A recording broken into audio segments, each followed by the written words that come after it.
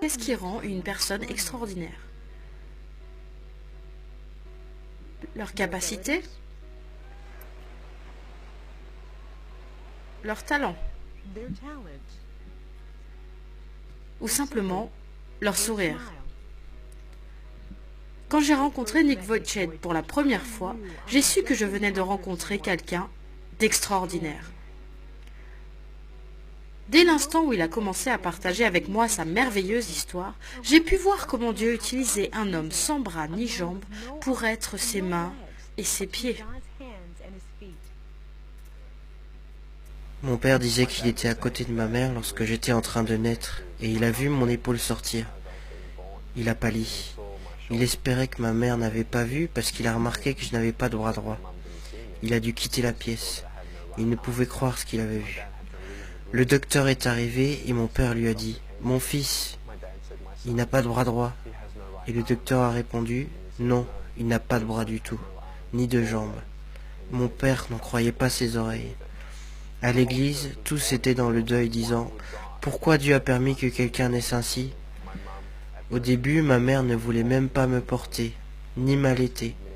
Elle s'est sentie très mal à l'aise les premiers mois, et il a fallu à mes parents beaucoup de temps pour faire de nouveau confiance à Dieu, pour savoir qu'il n'avait pas commis une erreur, qu'il ne nous avait pas oubliés. Les parents de Nick ont remis leur peur et leur déception face aux incapacités de leur fils entre les mains du Seigneur. Ils ont décidé de faire confiance à Dieu et de croire qu'il avait un avenir et une espérance, que Dieu avait un plan pour lui.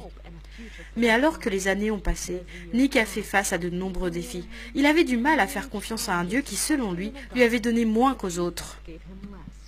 J'ai défié Dieu en disant « Dieu, je sais que je suis pécheur et que je n'aurai probablement jamais la paix si je ne t'invite pas dans mon cœur. Mais je ne t'y inviterai pas tant que tu n'auras pas répondu à ma question. Pourquoi as-tu pris mes bras et mes jambes? Pourquoi ne m'as-tu pas donné tout ce que les autres ont? » Et j'ai dit « Dieu, tant que tu ne m'auras pas répondu, je ne te servirai pas. » Alors j'ai voulu tout arrêter. Si Dieu n'abrégeait pas mes souffrances, alors j'allais le faire moi-même. C'est ainsi qu'à l'âge de 8 ans, j'ai tenté de me noyer dans mon bain. J'ai dit à mes parents, je veux juste me relaxer un peu, pouvez-vous me mettre dans le bain? Je me suis retourné à deux reprises pour voir si j'allais aller jusqu'au bout. N'y suis pas arrivé. La pensée qui m'a empêché de le faire, c'était l'amour que j'avais pour mes parents. Je les aime tellement. Tout ce qu'ils ont fait, c'est de m'aimer. Et j'ai pensé aux conséquences qu'aurait eu ma mort. J'ai imaginé mes funérailles. Je voyais que tout ce que ça apporterait serait un sentiment de culpabilité sur mes parents qui n'auraient rien pu faire de plus. Ce serait la dernière fois que Nick penserait au suicide, mais ce ne serait pas la dernière fois qu'il devrait faire face aux difficultés qui l'ont poussé à avoir l'envie d'en finir avec ses souffrances.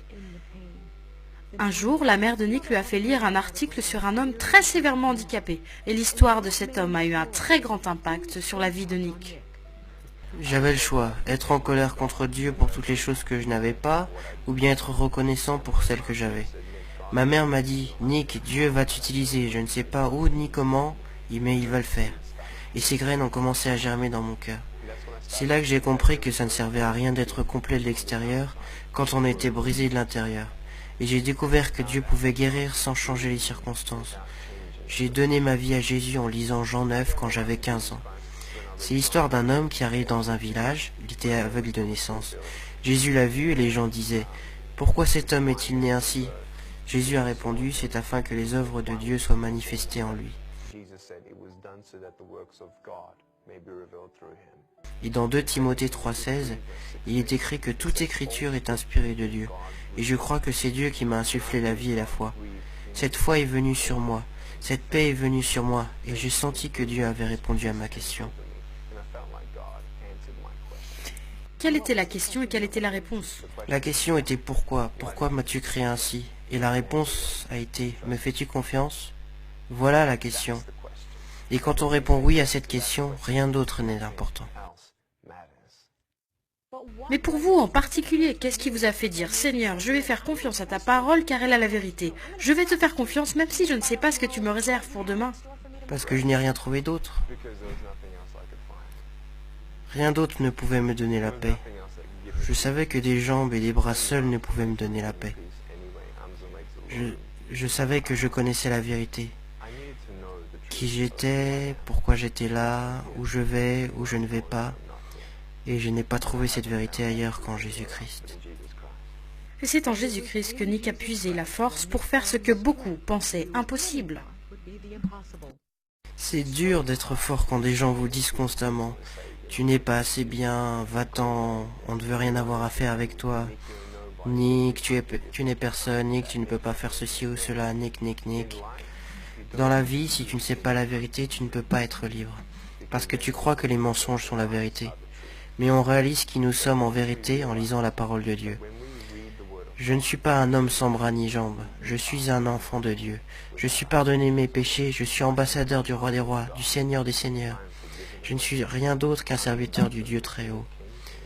Ça n'a rien à voir avec Nick, ni les capacités de Nick à devenir un conquérant.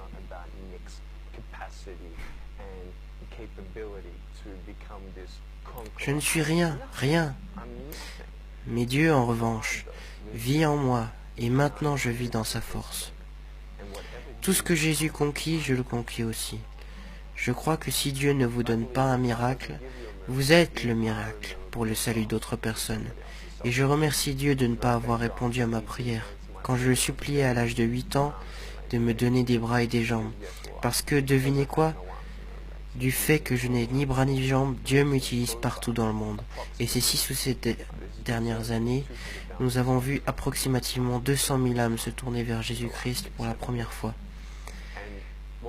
Nick, préférerais-tu avoir des bras et des jambes ici sur Terre ? Non, c'est selon la volonté de Dieu. Parce que je préfère ne pas avoir temporairement de bras et de jambes ici sur Terre et pouvoir gagner quelqu'un pour Jésus-Christ et passer l'éternité avec eux. Ces 10 dernières années, Nick a partagé son histoire dans 24 pays et a atteint plus de 3 millions de personnes. Qu'il parle dans un stade bondé de monde ou à une personne en particulier, son cœur derrière le message est le même. Dieu vous aime. Il n'a pas oublié votre souffrance. Il n'a pas oublié votre famille. Et peut-être qu'en regardant cette interview, vous avez comparé votre souffrance à la mienne. Mais l'espoir n'est pas dans le fait de savoir que, selon votre opinion, quelqu'un est plus malheureux que vous. L'espoir n'est pas là, mais l'espoir est dans le nom de Dieu, le nom du Seigneur Jésus-Christ. L'espoir est de comparer votre souffrance à l'amour incommensurable et la grâce infinie de Dieu. Ésaïe 40, 31 dit « Ceux qui s'attendent à l'Éternel renouvelleront leurs forces. Ils s'élèveront avec des ailes comme des aigles. » Je n'avais pas besoin que mes circonstances changent. Je n'avais pas besoin de bras et de jambes. J'ai besoin des ailes du Saint-Esprit et je vole, parce que je sais que Jésus me tient debout. N'abandonnez pas Dieu, car lui ne vous abandonnera jamais.